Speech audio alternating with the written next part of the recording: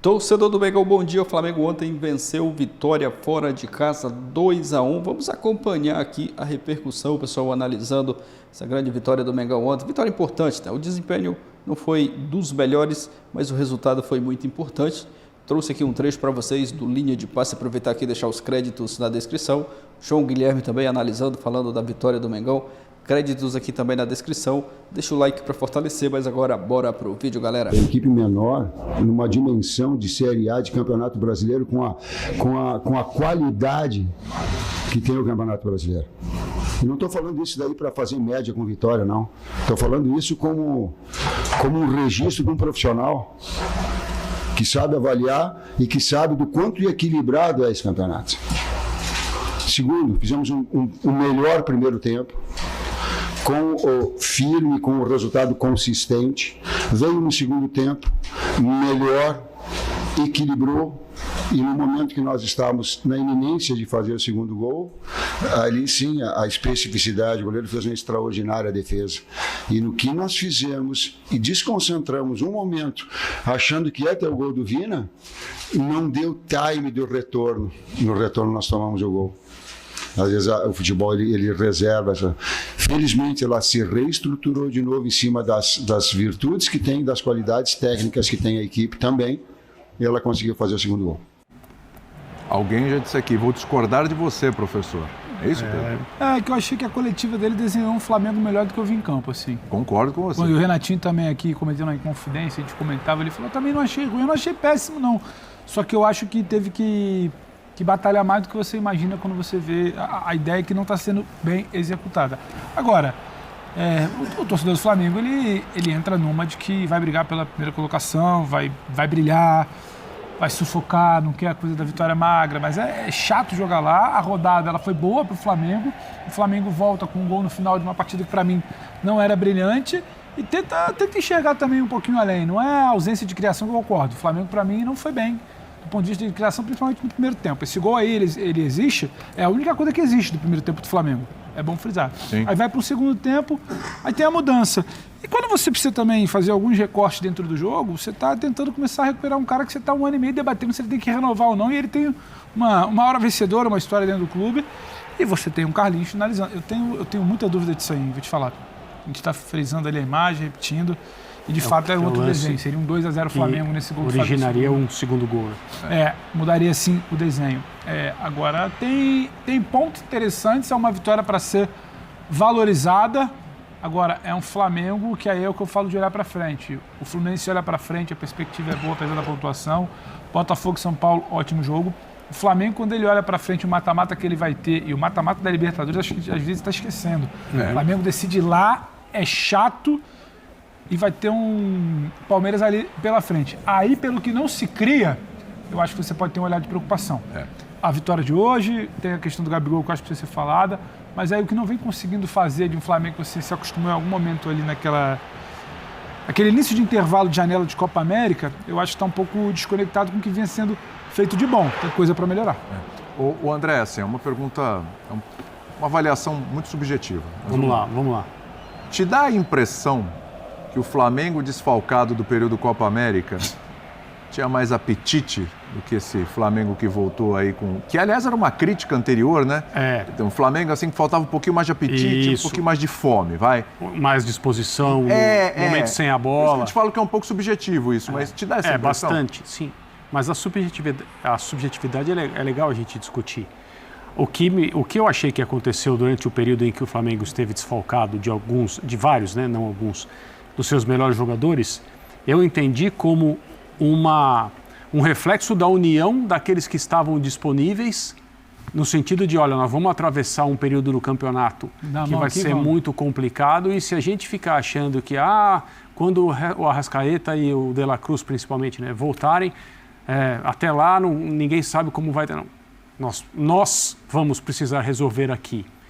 E assim, o final da imagem do período não foi o melhor, porque o Flamengo deixou de ganhar 2 jogos, né, em rodadas seguidas. Mas se você for pensar, não estou falando nem de uma empolgação inicial, porque foi o que aconteceu. O Flamengo foi buscar resultados no final. Mesmo quando foi a Caxias e não ganhou, poderia ter conseguido um gol no fim. Perdeu em Caxias, né? Poderia ter empatado. poderia ter empatado no fim. O Flamengo tinha uma disposição muito clara em campo. Eu acho que de jogadores também com o objetivo de mostrar que eles não são caras que a comissão técnica pode recorrer só quando os titulares não estiverem disponíveis ou jogando bem. Eu acho que a competição interna é uma coisa boa que acontece nos times de futebol que tem elencos mais profundos, como o elenco que o Flamengo tem. A volta não é uma garantia de que todo mundo vai chegar da seleção jogando como estava antes, porque a imagem de antes é a goleada sobre o Vasco. Teoricamente é o ponto mais alto da temporada do Flamengo.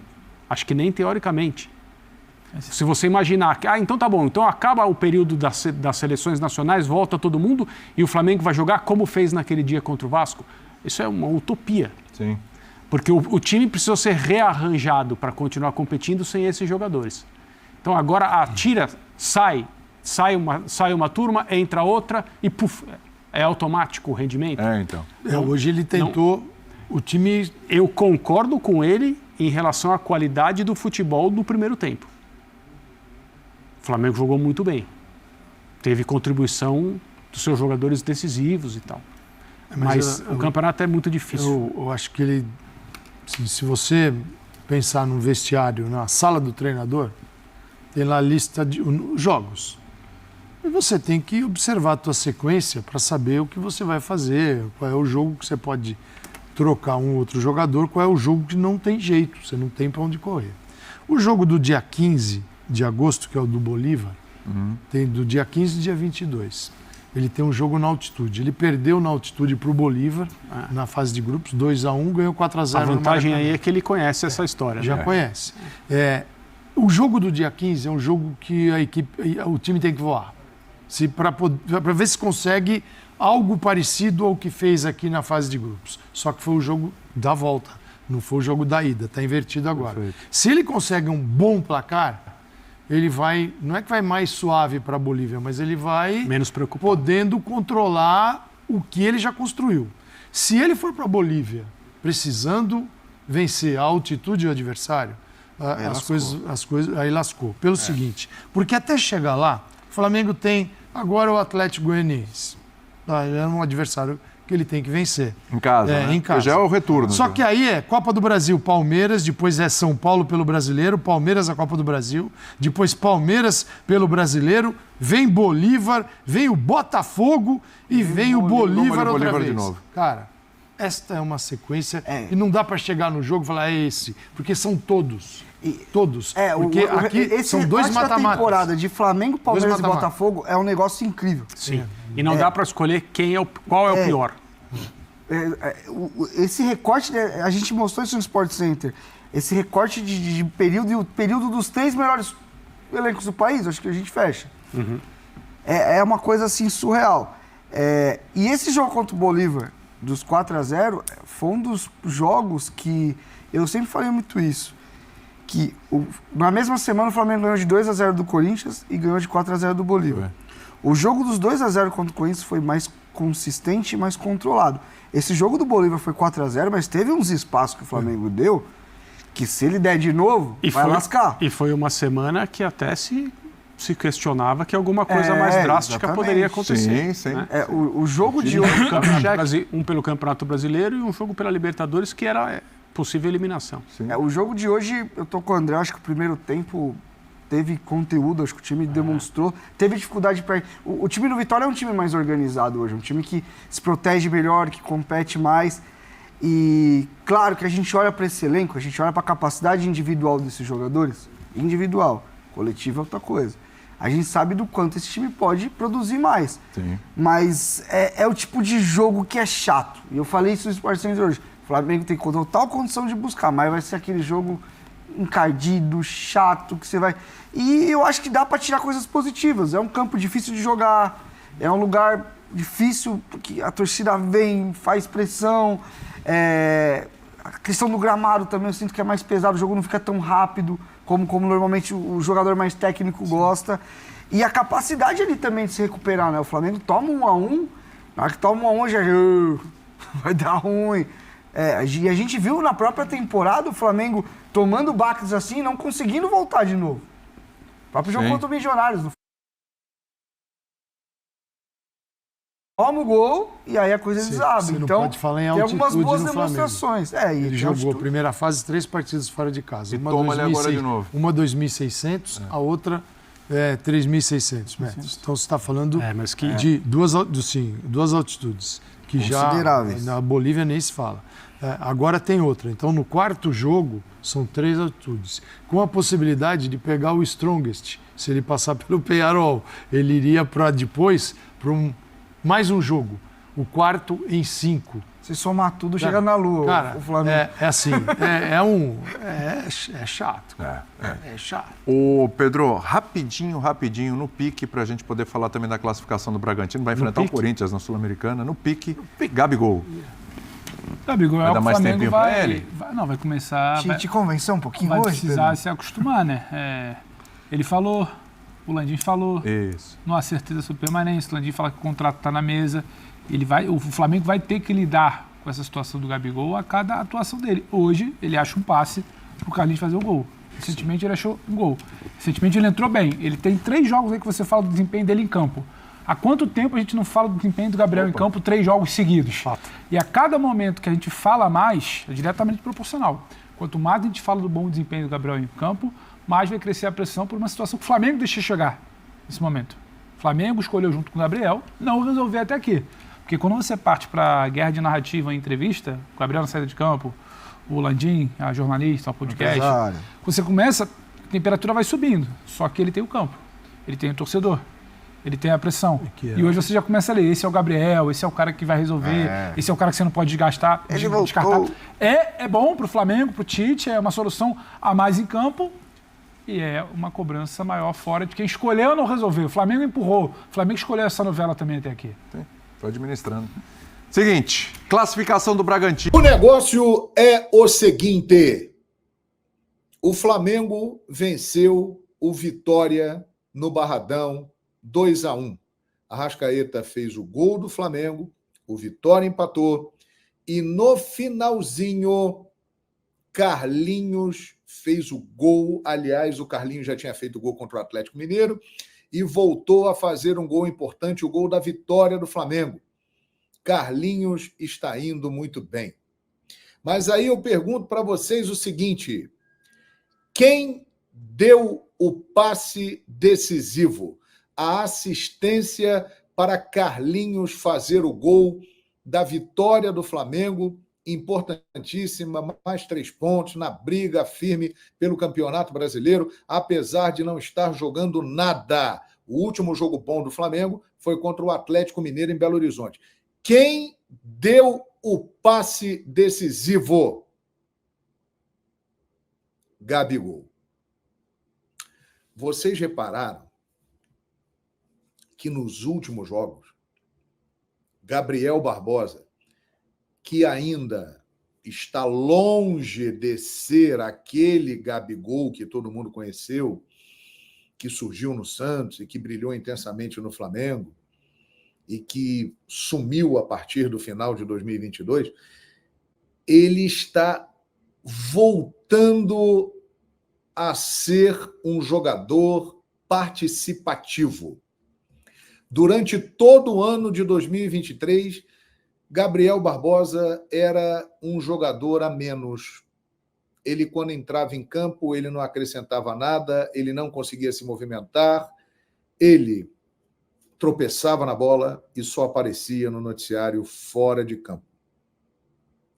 De uns tempos para cá, pouco tempo, ele tem entrado bem nos jogos. Ele entrou bem no jogo contra o Fortaleza, se movimentando bastante. Inclusive teve um gol anulado. Ele entrou bem no jogo contra o Criciúma, fez o gol de pênalti, que deu a vitória ao Flamengo.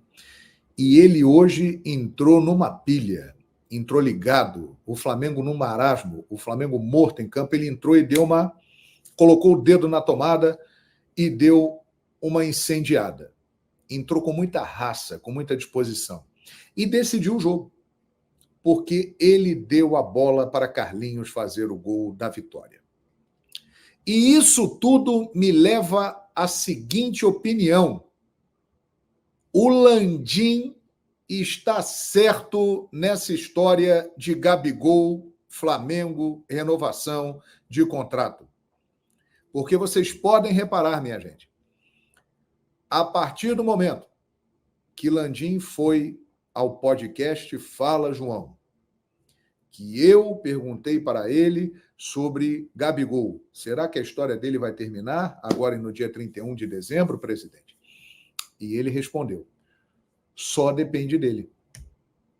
Gabigol tem uma proposta de renovação de contrato de 1 ano e 50% do aumento de salário. No dia seguinte, o empresário dele liga para o Sport TV, pede para entrar no ar e fala que ele estava trabalhando para Gabriel sair do Flamengo, que era um absurdo o que estava acontecendo. Pois bem, ele ficou fora de 2 partidas. Exatamente para que surgisse uma negociação, mas nada aconteceu. Ele voltou. E a partir daí, ele voltou diferente. Eu não estou dizendo que ele voltou a ser o Gabigol, que a gente conhece. Mas ele dá sinais de que ele está voltando. E tudo isso por causa desta situação. Ele está visivelmente incomodado. Após o jogo com o Criciúma, ele declarou para o repórter da TV que não trataram direito um ídolo, que ele não podia ser tratado daquela forma. Mas aí o Flamengo acha, através do presidente Rodolfo Landim, que um ídolo do Flamengo também não poderia se comportar da forma que ele se comportou durante 1 ano e meio e também não poderia cair tanto de rendimento como ele caiu. Tem os 2 lados da história. Ele foi cutucado. Mexeram com ele. Gabriel, ele tem uma identificação enorme com o Flamengo. Se depender dele, ele quer ficar no Flamengo. Ele quer renovar o contrato com o Flamengo. Só que esta condição imposta pelo Flamengo não agrada ao Gabriel nem ao empresário dele. É óbvio que outros empresários, outros clubes apareceram interessados no Gabigol. Evidente, Gabigol tem mercado. O pessoal fala muito mal dele, mas ele é o tipo do jogador que todo mundo gostaria de ter no seu time. Quando tem, começa a achar, olha, o Gabigol aí, ele é um cara, isso, aquilo. Pois é. Isso tudo mexeu com ele. Ele foi provocado. Ele está irado. E ele começa a dar resultado em campo de novo. No sábado, ele decidiu o jogo batendo um pênalti, numa pressão absurda, bateu e fez. Vitória do Flamengo. Hoje ele entra, dá um passe, que por sinal belíssimo, hein? Indecente o passe que ele deu. Que bolão para o Carlinhos. Gol do Flamengo, vitória do Flamengo. Ele voltou a participar, a ser decisivo. Tite, que muitos falam, e com razão, que não tem o Gabriel com a sua prioridade e preferência, está dando oportunidade para ele. Ele está jogando. E a partir do momento que se viu desafiado e saiu da zona de conforto, Gabriel Barbosa acordou.